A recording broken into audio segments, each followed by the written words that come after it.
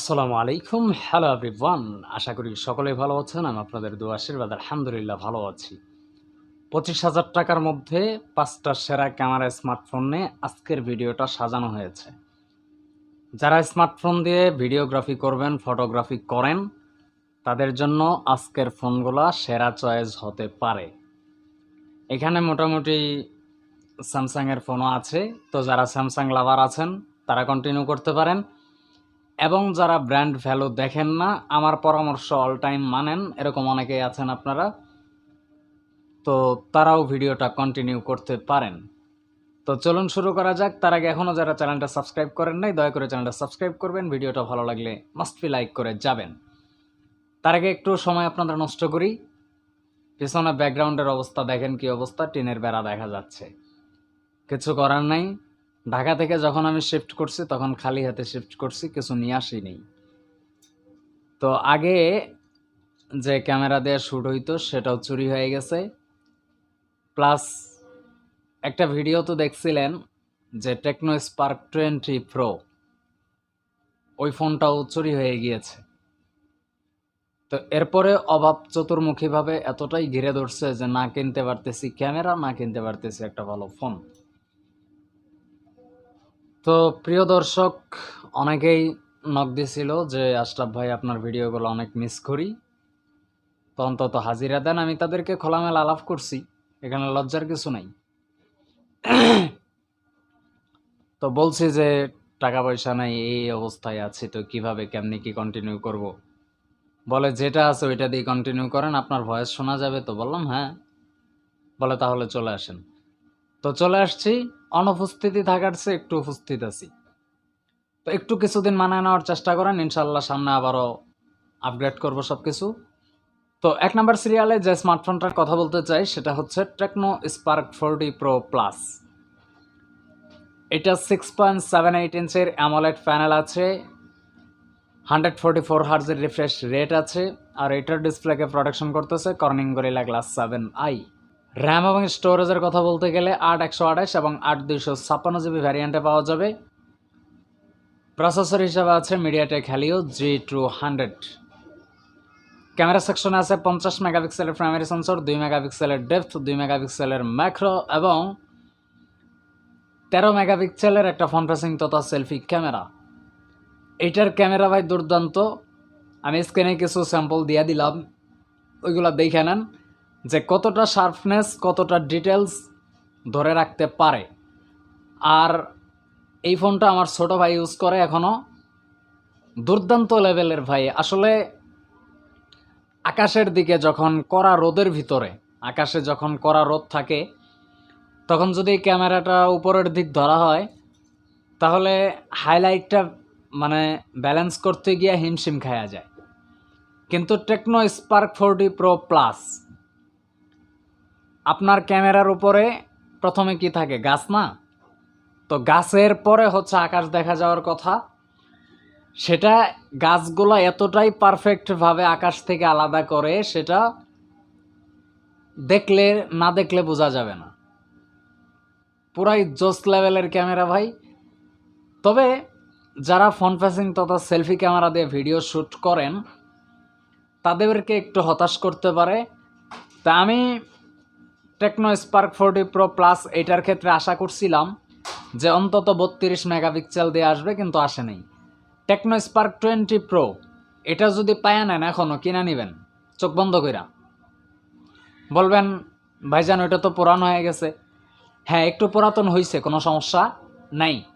ওইটা চোখ বন্ধ করে চয়েস করতে পারেন। ওইটাতে ফ্রন্ট ফেসিং সেলফি ক্যামেরা দিয়েও 2K 30 FPS রেকর্ড করা যায়। মাথা নষ্ট এইচডি কোয়ালিটিতে ভিডিও রেকর্ড হয়, একদম ফুলফিল ক্লিয়ার। আর যদি লাইট সেট আপ ভালো করতে পারেন তাহলে ডিএসএলআর ফেল মেরা ফেলবে, ঠিক আছে? তো এটা নিয়ে নেবেন পাইলে। একটু ওল্ড ভার্সন হোক গা, সমস্যা নেই, চালায় নেওয়া যায়, কোনো সমস্যা নেই। আমি চালাইছি, অনেকে এখনও চালায়। তো যাই হোক, অনেক কথা বলে ফেললাম। 5000 mAh 5200 mAh ব্যাটারির সাথে 45 ওয়াটের একটা ফাস্ট চার্জার আছে। 2 নম্বর সিরিয়ালে যে স্মার্টফোনটা নিয়ে কথা বলতে চাই এটাও টেকনোর পক্ষ থেকে, টেকনো ক্যামন 40 প্রো। 6.78 ইঞ্চের অ্যামোলেড প্যানেল আছে, 144 হার্জের রিফ্রেশ রেট আছে। এইটার ডিসপ্লেকে প্রোটেকশন করতেছে কর্নিং গরিলা গ্লাস 7i। এইটার র্যাম এবং স্টোরেজের কথা বলতে গেলে 8 GB র্যামের সাথে 256 GB স্টোরেজ। প্রসেসর হিসাবে আছে মিডিয়াটেক হেলিও G100 আলটিমেট। 50 মেগাপিক্সেলের প্রাইমারি সেন্সর, 8 মেগাপিক্সেলের আলট্রা ওয়াইড শুটার এবং 50 মেগাপিক্সেলের একটা ফ্রন্ট ফেসিং তথা সেলফি ক্যামেরা। এটার একটা সুবিধা হচ্ছে এটা বোথ সাইড থেকে, অর্থাৎ রেয়ার থেকে প্লাস ফ্রন্ট থেকে 4K 30 FPS রেকর্ড করা যায়, এটা দুর্দান্ত লেভেলের। আর আলট্রা ওয়াইড তো দেওয়াই আছে। অলরেডি আমাদের চ্যানেলে টেকনো ক্যামন 40 প্রো এটার ব্যাপারে অনেকে সমালোচনা করছে যে টেকনো ক্যামন 40 প্রো কিনবেন নাকি ইনফিনিক্স নোট 50 প্রো ওইটা নেবেন। তো ভাই কার সাথে কি পান্তা ভাতে ঘি, ওইটার দাম 31,000 টাকা, এটার দাম 27,000 টাকা, হিসাব আছে আপনার নি 27,500 টাকা। 27,500 টাকার একটা ফোনকে আপনি 31,000 টাকার সাথে তুলনা করেন, আসল তুলনা আমি করবো যে কে জিতে। দয়া করে মানুষকে ভুলভাল তথ্য দেওয়া বন্ধ করেন, ঠিক আছে? আপনি ইনফিনিক্স থেকে টাকা খাইছেন এটা সরাসরি বললেই হয় যে আমার ইনফিনিক্স ফোনটা স্পন্সর করা, টেকনোটা আমি পকেট থেকে কিনে নিছি, তাইলেই তো কথা ক্লিয়ার।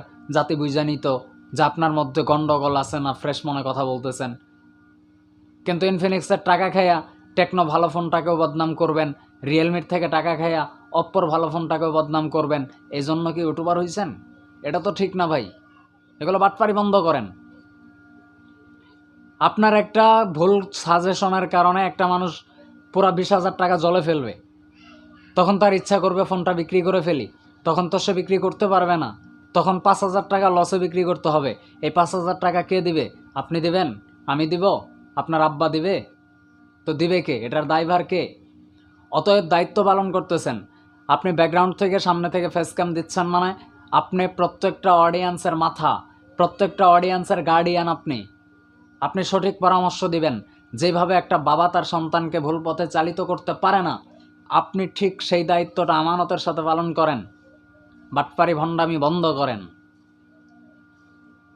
তো যাই হোক, 5200 mAh ব্যাটারির সাথে 45 ওয়াটের একটা ফাস্ট চার্জার আছে। এবার 3 নম্বর সিরিয়ালে যে স্মার্টফোনটা নিয়ে কথা বলতে চাই, সেটা তেমন একটা চয়েস আমারও হয় নাই, আপনাদেরও হবে না। তবে যাদের বাজেট একটু কম, মানে 24,000 টাকার আশেপাশে বাজেট, এটার দাম হয়তো 25,500 টাকা, হ্যাঁ, তারপরেও একটু পরে আসতেছি, আগে স্পেসিফিকেশনগুলো বলে নেই। ভিভো Y400 6.67 ইঞ্চির অ্যামোলেড প্যানেল আছে, 120 হার্জের রিফ্রেশ রেট আছে। র্যাম এবং স্টোরেজের কথা বলতে গেলে 8/128 এবং 8/256 GB। প্রসেসর হিসাবে আছে কোয়ালকম স্ন্যাপড্রাগন 4 Gen 2। 50 মেগাপিক্সেলের প্রাইমারি সেন্সর, 2 মেগাপিক্সেলের ডেপথ এবং 32 মেগাপিক্সেলের একটা ফ্রন্ট ফেসিং তথা সেলফি ক্যামেরা। 6000 mAh ব্যাটারির সাথে 90 ওয়াটের একটা চার্জার আছে। এবার এখানে দুইটা কথা বলে নেই, ভিভো Y400 কিনবেন নাকি গিয়া কিনবেন হচ্ছে টেকনো ক্যামন 4T? কোনটা কিনবেন? টেকনো ক্যামন 4D, ওইটার দাম 23,999 টাকা। ভিভো Y400 দাম হচ্ছে 25,500 টাকা, 25,000 ধইরা নেন, আর ওইটা 23,500। হ্যাঁ, এখানে অনেক টাকা ডিফারেন্স আছে, কম বেশি আছে। এবার সিদ্ধান্ত নেওয়ার ক্ষেত্রে কোনটা কিনবেন? আপনি যদি মনে করেন যে আমার ব্যাটারি ব্যাকআপ ভালো দরকার, চার্জার বড় দরকার, তাহলে ভিভো Y400 আপনার জন্য ঠিক আছে। আর যদি বলেন যে না, আমার ক্যামেরা সেকশন ভালো থাকতে হবে, প্লাস অল ওভার গুড থাকতে হবে, অলরাউন্ডার থাকতে হবে, ব্যাটারি একটু কম হইলেও সমস্যা নেই, কারণ বাসায় অল টাইম কারেন্ট থাকে, চার্জ তো করতেই পারবো, একটু তাড়াতাড়ি যদি 2 ঘন্টা আগেও চার্জ চলে যায় তো সমস্যা তো নেই, এটা যারা মানায় নিতে পারবেন তাদের জন্য সেরা চয়েস হবে টেকনো ক্যামন 4T। আর যারা চিন্তা করেন যে আমি একটু বাইরে যাই, বেশি চার্জ আমার ব্যাকআপ দরকার বেশি, তাহলে আপনি ভিভো Y400টা চয়েস করবেন। তো এই দুইটার ব্যাপার আলাদা করে দিলাম, কারা কোনটা নেবেন আর কি। তো 4 নম্বর সিরিয়ালে যে স্মার্টফোনটা নিয়ে কথা বলতে চাই সেটা হচ্ছে আইকো Z10R। 6.77 ইঞ্চির অ্যামোলেড প্যানেল আছে, 120 হার্জের রিফ্রেশ রেট আছে, HDR10+ সাপোর্ট আছে। র্যাম এবং স্টোরেজের কথা বলতে গেলে 8/128, 8/256 এবং 12/256 GB ব্যাস ভ্যারিয়েন্টে পাওয়া যাবে। প্রসেসর হিসেবে আছে মিডিয়াটেক ডাইমেনসিটি 7400। ক্যামেরা সেকশনে আছে 50 মেগাপিক্সেলের প্রাইমারি সেন্সর, 2 মেগাপিক্সেলের ডেপথ এবং 32 মেগাপিক্সেলের একটা ফ্রন্ট ফেসিং তথা সেলফি ক্যামেরা। এইটাতেও 4K 30 FPS রেকর্ড করা যায়, কিন্তু কথা হচ্ছে এই জায়গায় যে এটা যারা একটু পারফরমেন্স সেন্ট্রিক খুঁজতেছেন, হালকা পাতলা গেমিং টেমিং করবেন, ফ্রি ফায়ার পাবজি আপনি মোটামুটি ভালো রকম খেলেন, তাহলে এই ফোনটা চয়েস লিস্টে রাখতে পারেন। প্লাস ক্যামেরাতে একটু ঘাটতি থাকবে, এটা বলে নিলাম।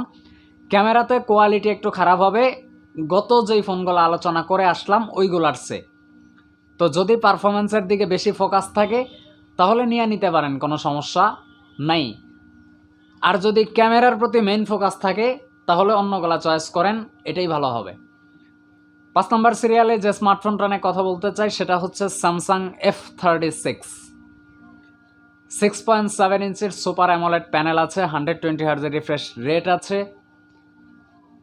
আর এইটাতে র্যাম এবং স্টোরেজের কথা বলতে গেলে 6/128, 8/128 এবং 8/256 জিবি ভ্যারিয়েন্টে পাওয়া যায়। প্রোটেকশন করতেছে ডিসপ্লেটাকে Gorilla Glass Victus. Camera section আছে 50 মেগাপিক্সেলের প্রাইমারি সেন্সর, 8 মেগাপিক্সেলের একটা আলট্রা ওয়াইড শুটার এবং 13 মেগাপিক্সেলের একটা ফ্রন্ট ফেসিং তথা সেলফি ক্যামেরা। এটাও বোথ সাইড থেকে 4K 30 FPS রেকর্ড করা যায়। তো স্যামসাংয়ের সেন্সর যদিও মেগাপিক্সেল কম কিন্তু রেজুলেশন ভালো দেয়, এটা আপনারা জানেন। তো এইখানে স্যামসাংয়ের 13 মেগাপিক্সেল নিয়ে আমার কোনো কমপ্লেন নাই, অ্যালার্জি নাই। যেভাবে আমি টেকনোতে বলে আসলাম যে ওইখানে 32 দিলে ভালো হইতো, এখানে আমি সেই কথাটা বলবো না। কারণ অন্য ব্র্যান্ড 32 মেগাপিক্সেল দিয়ে যে প্রোডাকশনটা করতে পারে, স্যামসাং 13 মেগাপিক্সেল 16 মেগাপিক্সেল দিয়ে সেম রেজাল্ট বা তার চেয়েও ভালো হয়ে যায় মাঝে মাঝে। তো আর ফ্রন্ট ফেসিং আর বাইরে দিয়েও মানে রেয়ার এপিসন দিয়েও যেহেতু আপনাকে 4K 30 FPS এর একটা সাপোর্ট দিচ্ছে, EIS আছে, জাওরা সেন্সরও আছে, তো কোনো ধরনের কোনো সমস্যা নাই। আশা করি এটাও গুড ডিল হতে চলছে। তো এটার বাজেট সম্ভবত 24,000 টাকার মধ্যে পাওয়া যায়। তো 5000 mAh ব্যাটারির সাথে 25 ওয়াটের একটা চার্জার আছে। অনেকগুলো বাড়তি কথা বললাম, ভিডিওটা লম্বা হয়ে গেছে, কথাগুলো আপনাদের দরকার ছিল এই কারণেই বলা। এছাড়া ভিডিও 6-7 মিনিটে শেষ করে দিতে পারতাম। তো যাই হোক, অনেক কথা বললাম, ভুলভাবে আদবি ক্ষমা চাই। তো এই তো ছিল আজকের ভিডিও। আজকের ভিডিওটা কেমন লাগছে যদি ভালো লেগে থাকে মাস্ট একটা লাইক দিবেন। দেখা হচ্ছে আশরাফ জোনের ব্র্যান্ড নিউ কোনো নতুন ভিডিওতে, আরও ইন্টারেস্টিং নতুন ভিডিওতে। এ পর্যন্ত সকলেই ভালো থাকবেন, সুস্থ থাকবেন। ধন্যবাদ সবাইকে। আল্লাহ হাফেজ।